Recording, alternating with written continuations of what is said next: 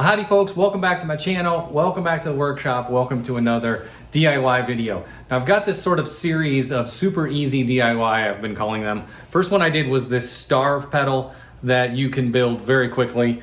Then I did a looper like this, and that one actually has been a very popular video for me.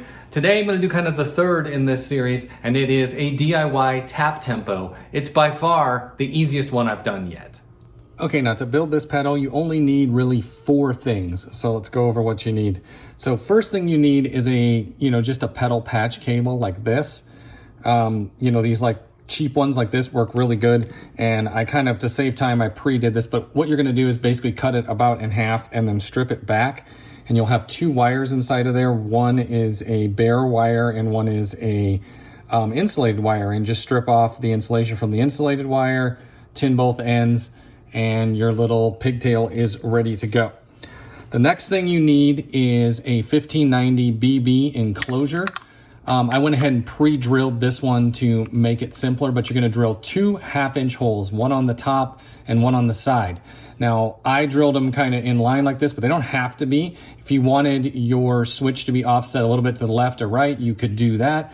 If you wanted your cable to come out on the left side or the right side, you could do that. Also, I painted this one ahead of time. I used hammer paint. I talked about that in the video about the battery starve pedal. But the reason I like hammer paint is because if you do a bad job, it still looks great because it's made to kind of give you this textured look. The next thing you're gonna need is a momentary single pull, single throw foot switch. Momentary, so that means it just clicks like this. Now, you can either have a normally closed foot switch or a normally open foot switch. Depending on your pedal, some pedals use normally open, some pedals use normally closed. I'm gonna use a Boss pedal today to demo this, so I'm using a normally closed.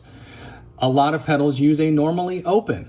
So just make sure you get the right one because there's not an easy way to convert a normally closed to normally open. And then the last thing you need is one of these. This is called a strain relief grommet, but what it does is it goes together like that and then slides into the hole on the side here to allow that your cable doesn't pull out, okay?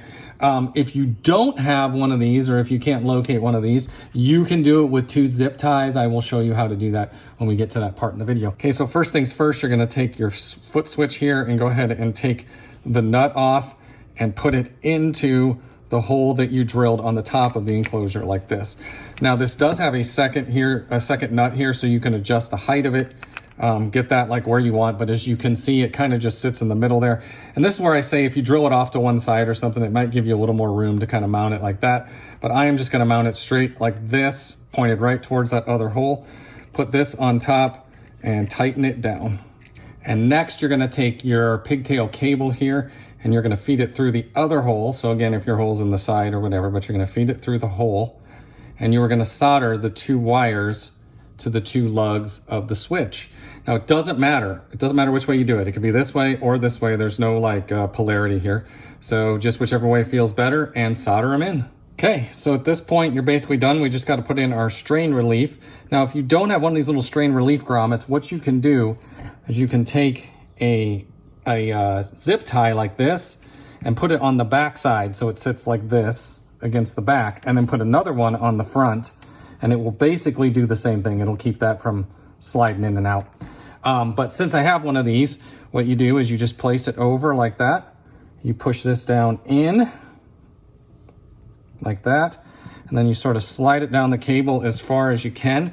Now this is the tricky part, because if you have it too far in before you sort of engage the lock, it will, put slack into the cable here.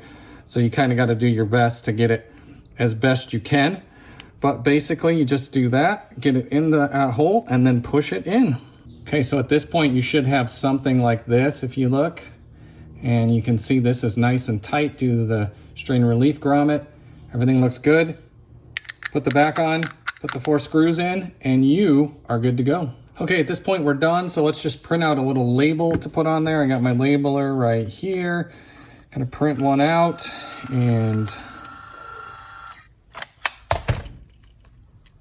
there we go. Let's put that on there.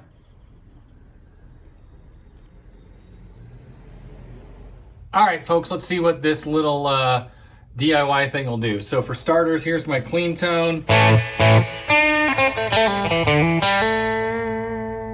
I realize it's not that clean, but you know what I mean. Okay, so let's kick in the pedal here. So this is a delay. And of course, just like any delay, we can adjust the speed. And then we can adjust the amount of repeats. You can adjust the effect level.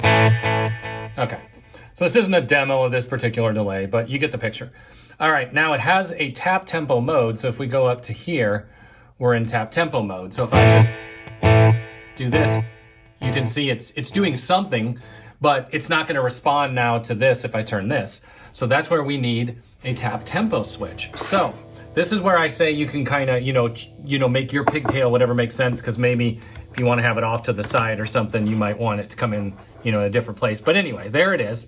So now when I tap this, it should synchronize the delay time to whatever I tap in. So, see, there we go. Now check this out. Now if I do something fast, should give us a fast delay.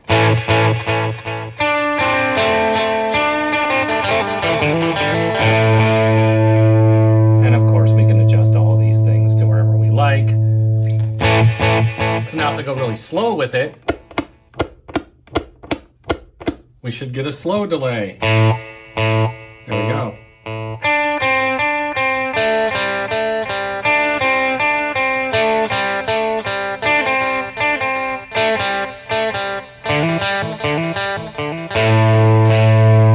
So you get the picture.